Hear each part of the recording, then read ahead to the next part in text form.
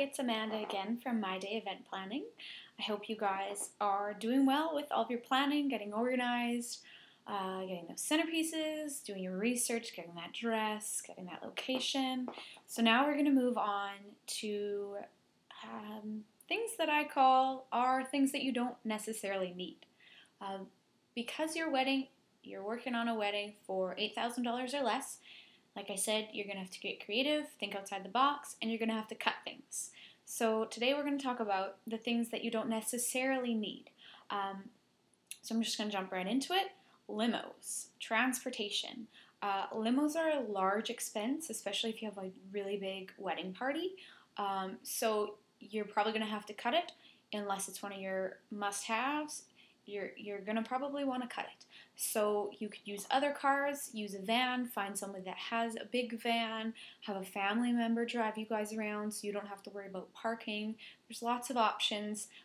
Guaranteed if you start asking around, you're going to find someone with a vehicle. You're going to find someone that's willing to help you, definitely. You're going to use your resources. You have people that love you, so just keep asking around. You could even, if you do want a limo, like I mentioned in the location video, if you have a midweek wedding, you might be able to get that limo for a lot cheaper. So you can ask around, work with that, tell them your budget, tell them what you want, and they can tell you what you can get.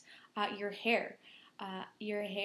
Well, grooms kind of have it easy. They pretty much can just style it, and there you go. But us girls, well, we like to go and get it done. We like to have it fancy, but that can get really expensive. So try doing it yourself. Do a trial run. Find a family friend. Find one of your bridesmaids, someone that's good at hair. Maybe if I've got a hairdresser in the family, maybe they can do a trial. Maybe that could be a wedding gift to you. Do a trial. See if you like it. They could do your hair. It could be totally free. I borrowed one of my bridesmaids' extensions.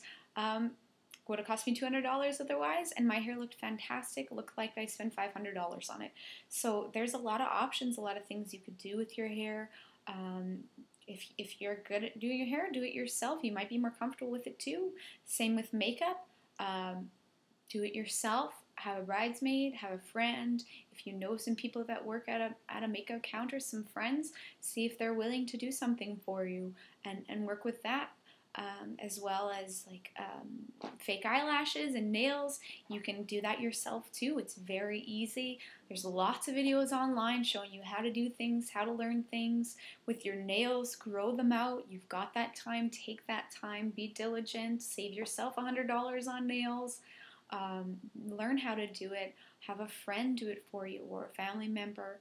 All of those things, you have resources and use them. It's not cheap to not go getting your hair and makeup and nails done.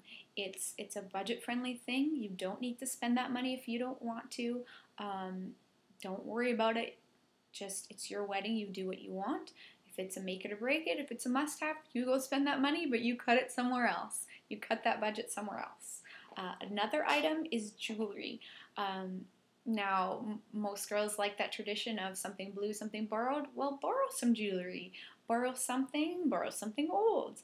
You can borrow a lot of great items. Guaranteed your mom or your mother-in-law has something you're going to like. Borrow, you could make it. Find some sales. There's always a jewelry store that has a sale on. Find some sales, go check them out, see if you can find something. If there's something really fancy that you want, maybe you can find a rental place, somewhere that can give you a good price, and you get that rental and you have your dream piece of jewelry that you've always wanted. If jewelry isn't important to you, then don't wear any. You don't have to wear any. It's your day again. It's your day. You do what you want. And the other items that I think that you could really not have are programs and menus. Most people don't keep it. Maybe your mom, maybe your mother-in-law-to-be might keep it. There's a lot of people that don't keep it. It's a one-time use. Why waste the paper and the ink, and why put the money into it? You can write on your invitation, we'll be serving a dessert reception, so people will know, they'll be prepared. You don't need the program, you don't need the menu. Your MC can introduce everyone and kind of explain things. It saves you a few $100s, maybe even $1,000, depending on how fancy you want to go. You really don't need to have all these items. So there's a lot of things you can cut, a lot of things that you don't need to have.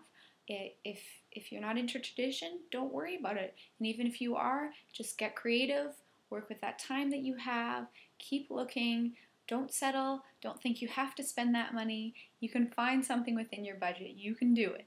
So that's all I have for you guys for this video. Stay tuned for many more videos and check us out. We've got lots of options on our website, lots of great ideas.